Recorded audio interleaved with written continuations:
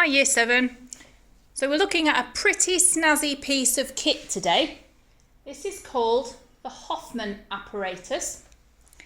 It was invented by a German chemist called August Wilhelm Hoffmann, not to be confused with Albert Hoffmann, who was Swiss, who made some very different discoveries in chemistry. We use this for only really one thing in school, and that's a process called electrolysis, which is where we separate compounds using electricity. In these tubes, all we've got is water, okay?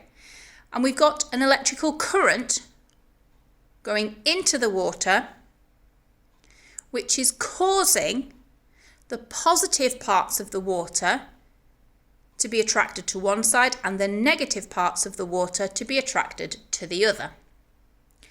And what happens is that splits up the water, formula of water being H2O. It splits up the H2O into the H part, the hydrogen, and the O part, the oxygen.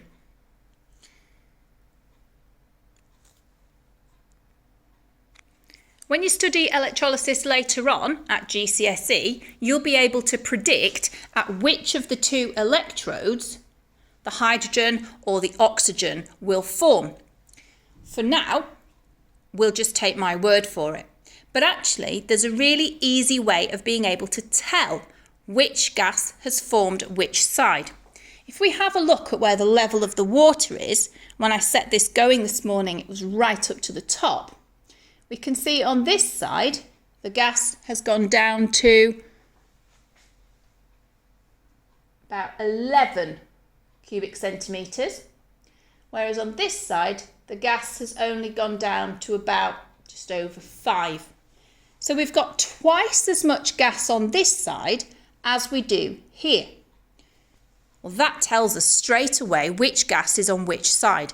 Because if we think about the formula of water again, H2O, well, H2, the 2 belongs to the H, and O has no numbers, so that means 1O. So we've got twice as much hydrogen as oxygen. So here, the side where we've got twice as much gas, this must be the hydrogen, and this must be the oxygen. I just want to move the camera for a moment to try and show you what's happening down here at the electrodes, knocking things for 6. Is it going to focus? Nope. Too close. Try again.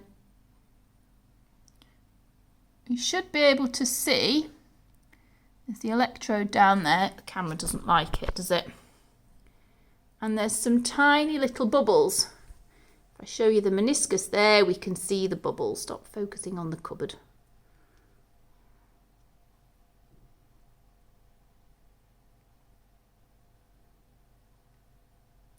You can see those tiny little bubbles, but this has been going for over an hour now, so it's formed all of that gas. We can prove that those are the gases that we have by collecting them in test tubes out the top. So I've just raised the camera up a little bit. I'm going to put test tubes over the end. And because these gases are so light, they're going to, when I release the taps, the gas is going to go to the end of the test tube.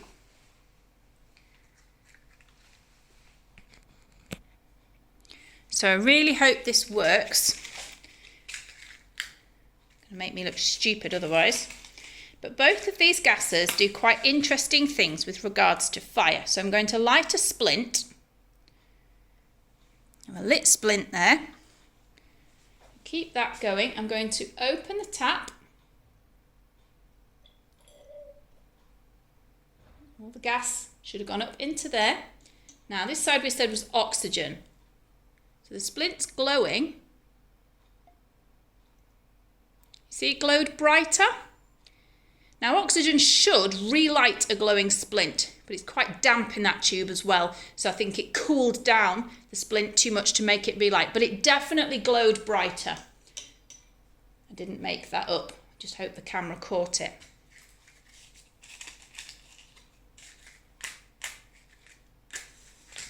I'm going to relight my splint now from a match. Now the next test is for hydrogen. Now you've done this in labs. And there's a lot more, twice as much hydrogen, so hopefully this works.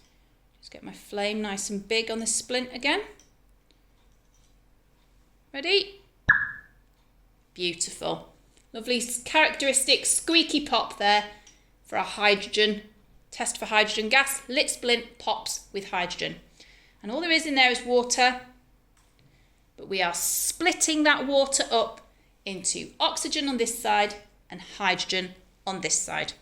Splitting up a compound into the elements that it is formed from.